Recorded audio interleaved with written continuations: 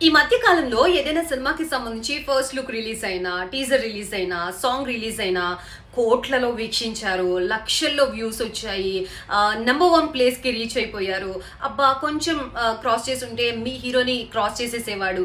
ఇలాంటి డిస్కషన్సే జరుగుతాయి ఫ్యాన్స్ మధ్యలో. కానీ ఈ వ్యూవర్‌షిప్, ఈ వ్యూస్, ట్రెండింగ్ ఇవంతా కూడా ఫేకా అనంటే అవుననే సమాధానం వినిపిస్తోంది. ఎందుకంటే రీసెంట్ టైమ్స్‌లో నిర్మాతలు మాట్లాడుతున్న మాటలు వింటుంటే అదే నిజమేమో అనిపిస్తోంది. తాజాగా సమ్మర్ హాలిడేస్ టీజర్ లాంచ్ ఈవెంట్లో నిర్మాత సాయి రాజేష్ మాట్లాడిన మాటలు ఇప్పుడు ప్రస్తుతం వైరల్ అవుతున్నాయి. యూట్యూబ్ వ్యూస్ నుంచి మొదలుపెట్టి ట్విట్టర్ కమెంట్స్ వరకు ప్రతిదీ ఫేకే అంటున్నారు ఆయన.